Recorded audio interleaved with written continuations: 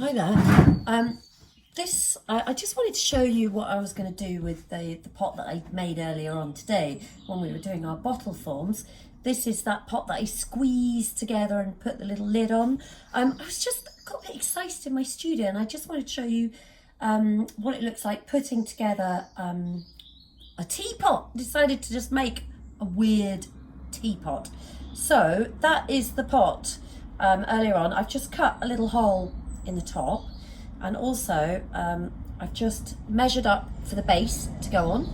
I've scored and slipped everything, so I'm just going to put it all together and show you what that looks like. So again, this is all about making different component parts and jamming them together. Right, so I put the slip on, I've scored it all up already.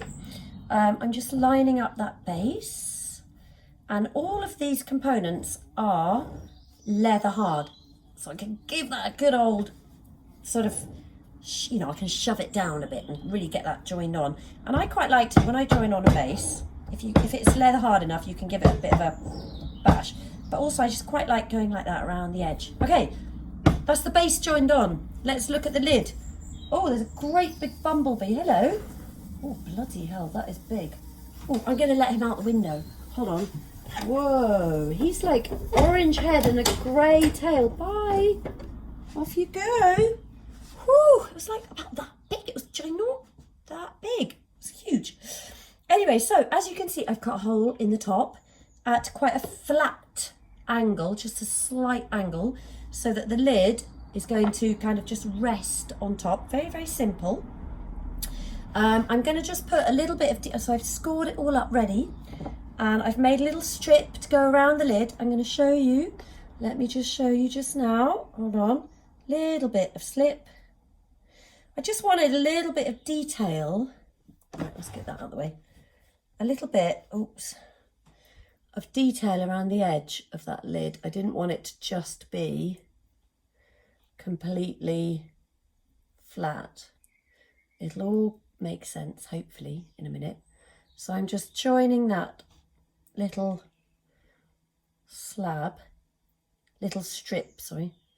in place, and I'll just tidy up all the little bits later. But I just wanted to give that an extra little bit. I've just got to look at it here and make sure. When you squeeze together two bits of leather hard clay, you kind of, it's quite satisfying, because if you see the slip kind of squidge out, sort of goes, it squidges out, that's good. That means it's a good, nice, good joint. Okay, right, that's there. So that's gonna just sit. I thought I made like a little location marker point, but I can't find it now. It'll just sit there nicely one way.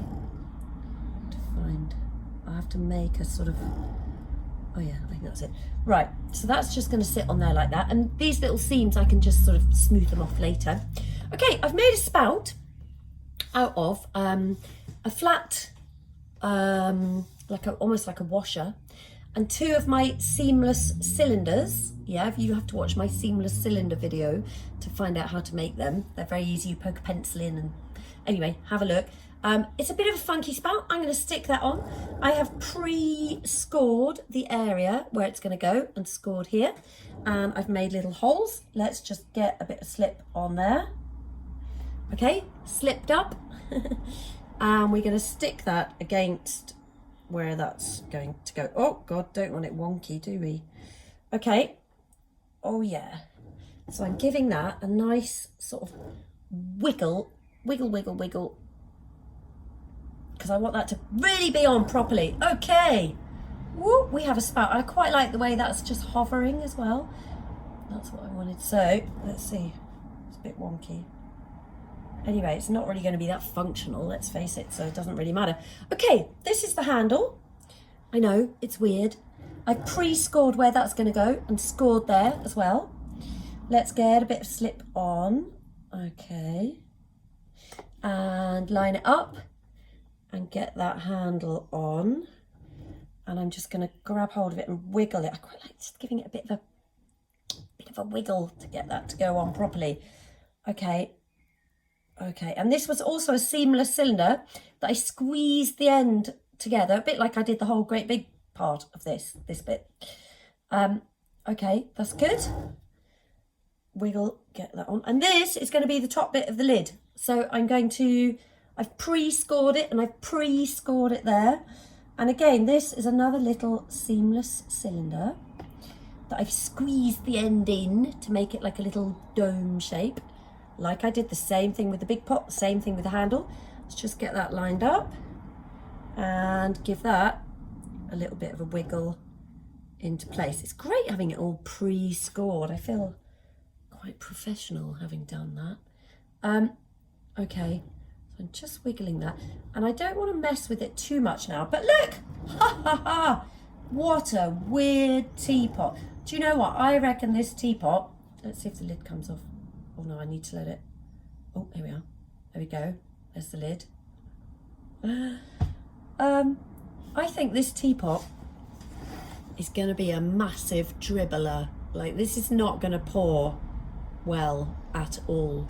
I'm pretty sure of that. But hey, I tell you what we should do is when it's fired, maybe I'll if it survives firing, maybe I'll make a pot of tea. And we can try it out together. That would be quite fun, wouldn't it? And then you can all have a good laugh at how bad and dribbly my teapot is. I don't even know if I'll be able to really lift it up properly with a handle like that, but the point is, okay. Oh, and here's the finished kind of bottle form from earlier on. This is a bit of like a part 2 of the other video from earlier on. So it's all done in the same way, okay? So it was like just a cylindrical slab, yeah, in the other video. Do you remember? And we squeezed the top bit in, which creates like the body of the teapot, and also the egg shape here and here, squeezing the slabs here, throttling it in a bit, giving it a little lid, top and bottom here, and in this case, just on the top bit here.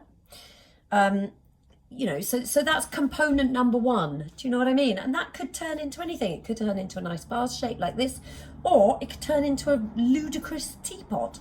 I just put this. Oh God, there's the lid. Whoa! I just put the. I knew that would happen. I just put the slab base on the bottom. Okay, just a flat slab. Cut around the lid. Okay, to make a hole for the lid. Oops, that's just gone a bit wonky now, hasn't it? And attached a seamless cylinder, or actually that could even be like a little thumb pot. It could be a weird shaped thumb pot. You know, joined that on. This is also a seamless cylinder that I've squeezed the end in and smoothed it off, which is some kind of crazy handle. And these two are also seamless cylinders, just cut at an angle and joined together. And these, obviously, these parts here are just flat, like they're just like flat discs. Here's a couple that they're like washers really. I was experimenting with different, you know, different sizes, different shapes. And anyway, those are the ones that I decided to use. But yeah. So if you do use this kind of technique, God, I didn't damage it that much. That's good. You've basically made 2 great big air bubbles. Okay, so don't forget to get a pin. I'll get my pin later and make a tiny hole. Like I'd probably make a hole underneath here where it's a bit discreet, you know, and somewhere where you're not really going to see it. Or actually, for the lid, I'd probably make the hole here, so that will let the air out basically. Okay. I might end up doing a little bit more work to the lid just to locate that a little bit better. But you know, I think really what I'm trying to say is make some different component parts, like some thumb pots, join 2 thumb pots together, make a couple of seamless cylinders, and don't forget that's just a little sausage stuck onto the bottom and smeared in. You know, there are ways that you can put together different component parts that are really, really simple component parts, and just like you know, have a bit of fun and see how crazy you can build things. You know, I mean, gosh, let the kids just make, you know, do a teapot. I mean, it would be fun. It's fun. yeah, that's it really. Component parts. Try making loads of different things. Shove them together. You can always, you know, recycle it if it's totally awful. It doesn't matter with clay, but you know, the point is you can just make loads of different things and start building with them. I'm waffling. I'm just waffling on now because it's only 10 minutes, and I think earlier on when I made this part it was like 15 minutes and I was like, oh, so now I can just chat. But I'm not going to bore you because I think somebody's going to come and collect some clay in a minute, so that's good. I don't know how I'm going to decorate this. How should I decorate it? I'm thinking, I don't know, maybe quite colourful, but yeah. Make some component parts, have a go, put them together. You know, it doesn't even have to be a functional thing. It could just be a funky sculptural weird thing, you know. It doesn't have to have a function, or maybe its function is just like the process of making it and then looking at it. So don't get too hung up. Right, that's it. I'm waffling. I'm out of here. See you later. Bye.